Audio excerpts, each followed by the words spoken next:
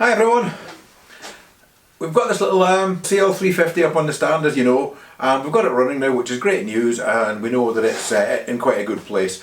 But the forks are very badly scratched up, and I think somebody has been cleaning the oxidation off them at some time with a rotary wire brush or something, and they're terribly scarred and marked up.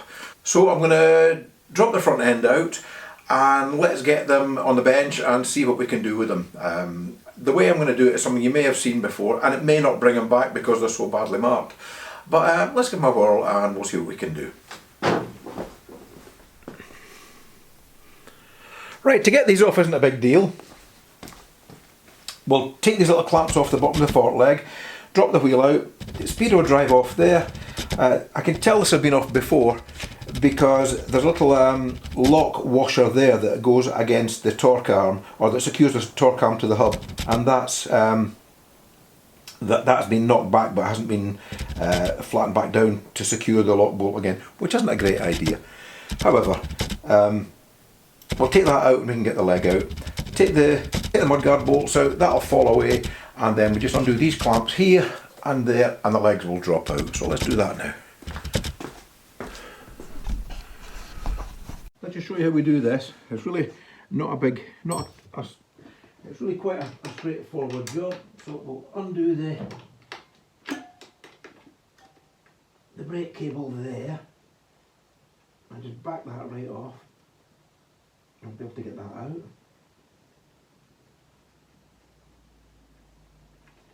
And there's a little split pin which goes through the this little fork here that goes through that brake arm, and the split pin stops the brake cable falling out of there should it become slack, which is a great idea. And the last thing you want is to go for the brake and find that that has come out and you've got no brake there. So slacking it off a bit more.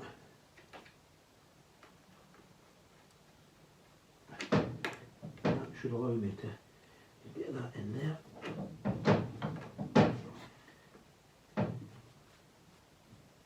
And that's come out now.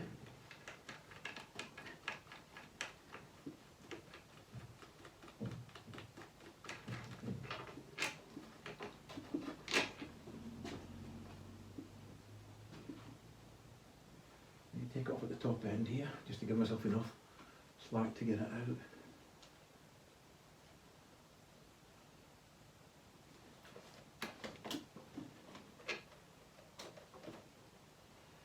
While I'm at it, I'll take this out with the adjuster. There.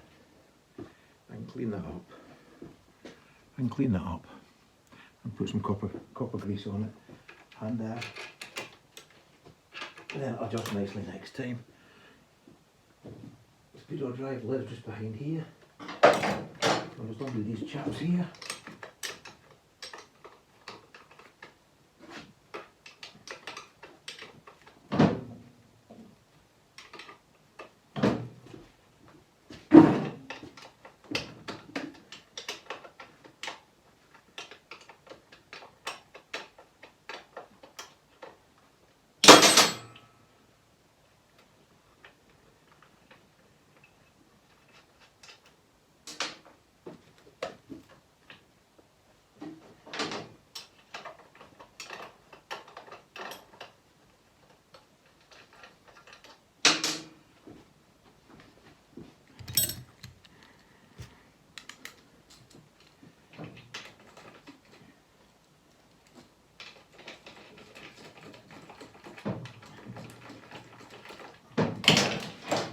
Lift that wheel gently to stop it pressing down on the nuts and stopping it screwing them off.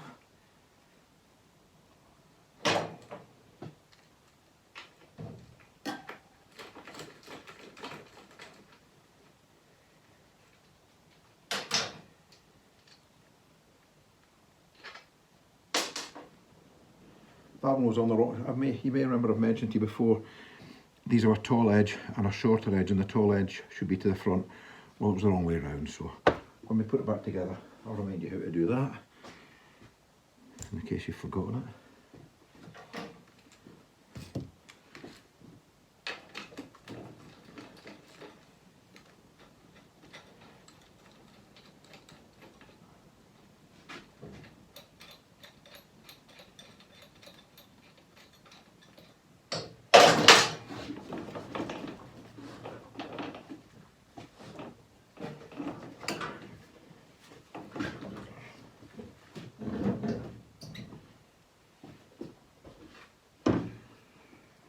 Right, the mudguard or fender I just secured those little 10mm chaps here. I'll pop those out.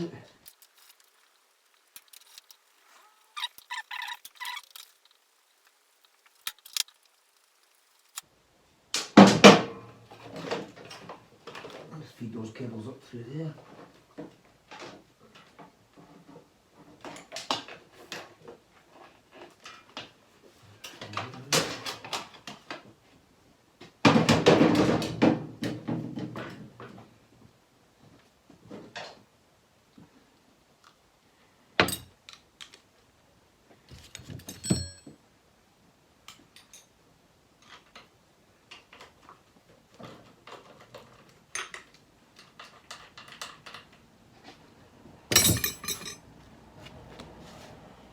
When you take these out, do notice that there's a little flat washer in there, and this, when I take out, that will have one flat edge if it's indeed the correct part, and that is it.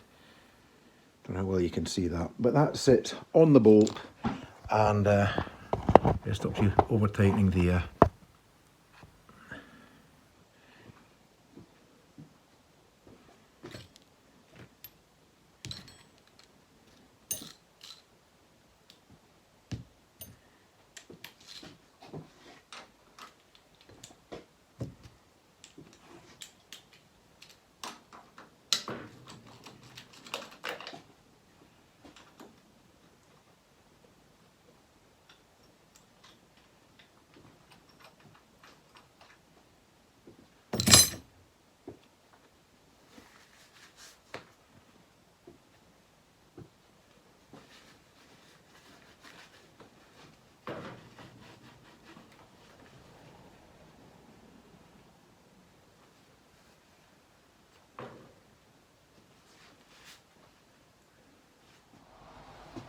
Right, we've got this problem now of getting the fork tube and leg out from the lower part of the triple clamp here, and the problem being that this is heavily corroded where it's been inside the inside the fork here, and it's been exposed to the weather and all the rest of it, and so you get a build-up of rust over many years and it simply won't pass through. So how are you going to get it out?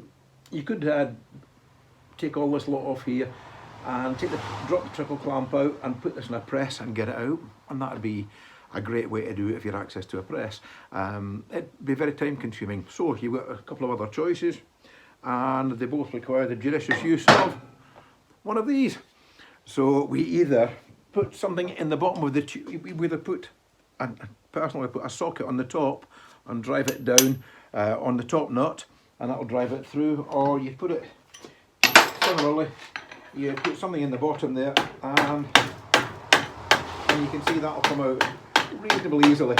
Although I've done in the best Blue Peter fashion, I've done a bit of this to get us to this point where we're at. Let's leg out now. So, having got that out, you can see how horribly corroded that is, and we're going to get that corrosion off. So, once again, I get down to a number of ways of doing it, and here's one that I've got in the bench just now. So I could use this, which is a rotary wheel, and it's got emery cloth in between each of the Scotch Brite pads, and that's really quite effective. But you've got to get through the worst of this stuff first, and you could use a small grinder, I suppose, on it. Personally, I'd find that a bit too aggressive, but you know, everyone does it their own way. And I'll just use a coarse file and get this off, and I'll just do a little bit right in front of you just now to show you. And then once I've kind of got the heaviest of it off the outside, I will use emery cloth and and tape it up thus. I'll put my emery cloth over there and that'll tape it up. But let's get it cleaned up first with a coarse foil, and you can just see how much crap is on there. I'm again putting gloves on because this is, you can see, give that a wee nip. You can see it's quite heavily corroded, but this part doesn't actually run through the seals. This part doesn't run through the seals. So it's not of the same, it doesn't matter if it's, or it's less important if it's a bit scabby. So you can see what I've done there. I'll just rotate that towards you a little bit. I won't. I need to undo it a bit, and that will come up reasonably well for the purposes of what we're trying to achieve here, which is we'll take the rust off it, we'll put some copper grease on it afterwards, and then that will slide up through into the triple clamp without any problem. So I'll get on and do that just now, and we'll talk. I'll show you them when they're done.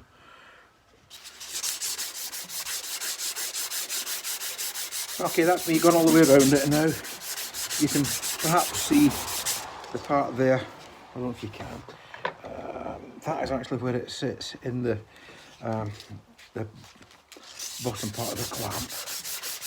And now that I've gone all the way along it, you can see it's still, the corrosion's quite deep, but keeping an eye, I'm afraid, on the commercials is always something you have to do. So that part doesn't run in the seals. The seals are way down here. I'll change those seals anyway, but I'll show you now. I haven't tried this yet, but I guarantee you I'll go straight in there now. This is the one off the other side. I haven't done the one that you saw me take out, but look, you see it popping through the top already. So I'll dress this up with a little bit of copper grease before I put it in, thus. And that means the guy that follows me, should these ever have to come out again, that will inhibit any rust going forwards. It'll make it easier to mount, and the next guy won't have this problem. They won't rust anymore, and it'll mount up really very easily. Here we go. I'll put that beside its friend. You can see the differences. Startling. We have a leg out now, and I'll just show you these, how badly damaged or marked up this is. I don't know if you can see the kind of the striations on the leg. That's a good place to, there, that it's quite deeply scored where our friend has been round it with the, see the back, he's not done the back part there. That's just not normal corrosion where the salt or whatever's got underneath the lacquer and started to lift the lacquer and is attacking the aluminium. But as you come round, you can see all the front part here that he's thought he's doing the right thing, and it's incredibly dull, and yeah, it's just pretty horrible. So I'm going to have at this now with my emery cloth, etc. And I'll just show you how I'm going to do that in case you haven't seen it before. They were quite difficult to get out because, as you see up towards the top of the leg, the part that hides behind there, within the fork ear, as in this leg, you see how badly corroded that is. So they don't want to pass through this part of the leg when you've taken that bolt out. You can see there's a little, it's cut away there so you can pinch it tight.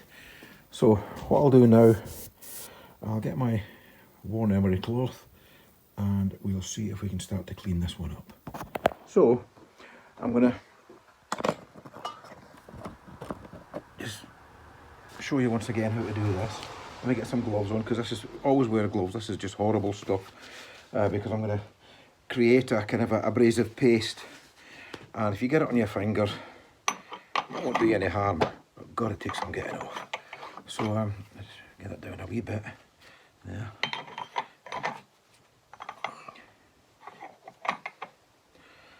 Okay, so we get some nice worn emery cloth. And you can see that's, you know, that's been used for the previous leg as well. That really is, you know, there's very little roughness left in that, but it's actually just what I want really. Because if I put dry emery cloth on this, it'll scratch up just as badly as that which I'm trying to take off. So let's get plenty of lubricant on it, and we'll just, and you can see it's creating that paste, and it's abrasive enough to kind of wear through any lacquer and to start working into the aluminium, but without marking it up significantly. And if you don't let it get dry, because that's when you might start to have a problem.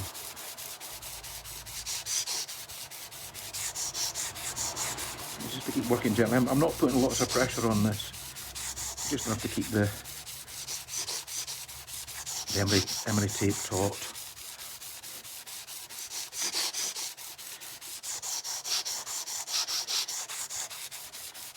And I can now do a before and after. I'm doing this right now in real time so as you can see that it doesn't take hours and hours and hours, and the dividend really is worth it.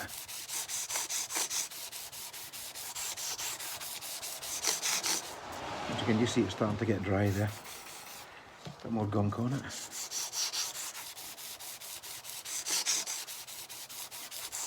You know, this is a local oil, it's something that's made locally, but you could use WD-40 or any of these things.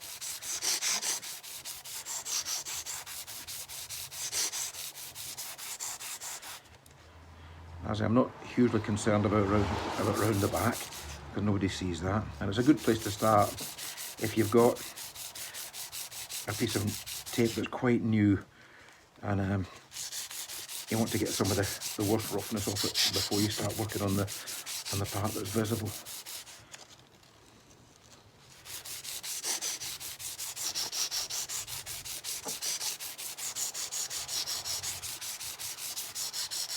Okay, let's have a look at that.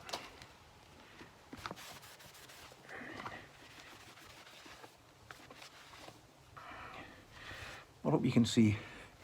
I really don't know if you can, but let's give it a chance. 1 second. I hope you can see there where I haven't worked, and down here where I just have. And that's just 2 or 3 minutes work, as you saw, but it's already making a massive difference to the presentation of that face. So I'll carry on doing that now, and I'll show you when it's all done.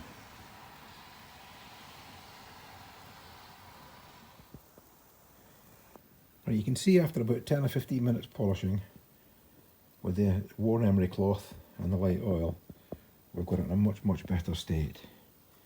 However, there are still some marks in there. Try to get the light onto them there. They haven't come out yet, so I'm going to carry on doing that. And but I'm really encouraged that this is going to come back and be okay.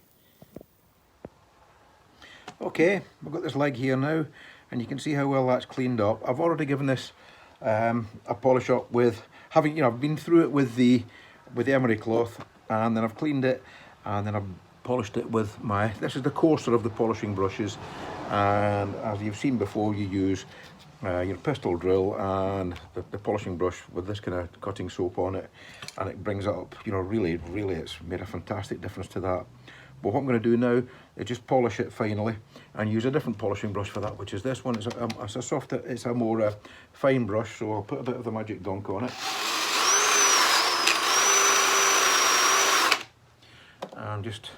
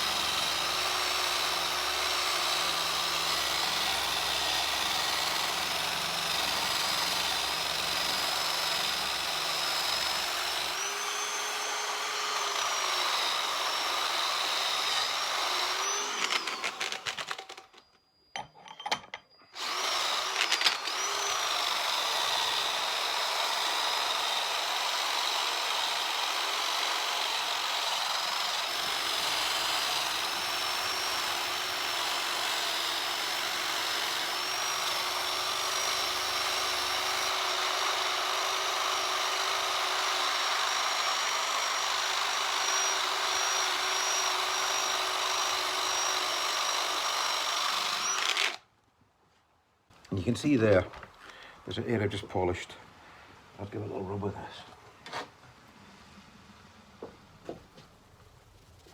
You can see how that's coming up. That's going to look fantastic when it goes back on the bike. There's a little bit of, often you'll find the polish leaves a bit of residue on like that. I mean, that comes off very easily. Or you can give, you can polish it some more, and you will polish through that.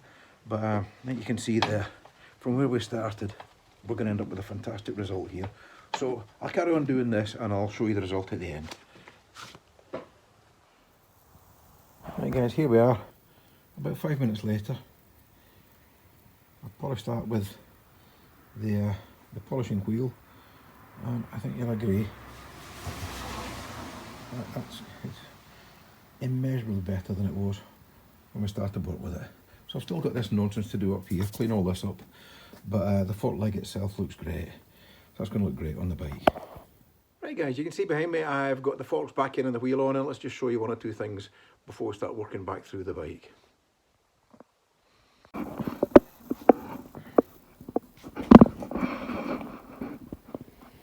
Right, so we've got the wheel back on and the forks in, and you can see the fork legs have come up really amazingly well, far better than I might have expected. They really have come up well. I've polished I'll just show you this. This is the little spacer I mentioned previously. That spacer goes in there to pinch the top clamp. If you leave that out, you will break the top clamp there. It'll snap across the back there, so don't do it. Make sure you put that in, and it just pinches up nicely with that bolt. Other side looks similar. The forks come really well. Unbelievably well. And I've polished the hub up too. That looks nice. The wheels, as we saw before, were quite nice, but they've really cleaned up well, so it's all going to look great. I've oiled up these cables. You can see the cable oiler just in the top there. That's squirting oil into the clutch cable, and it just makes it feel a lot better. So I'm going to start working backwards along the bike now, and I'll clean the bars up. I'll probably paint the top clamp. I'll change these nasty little scabby bolts for something that's nice and shiny, and then we'll get towards working on changing the seat cover.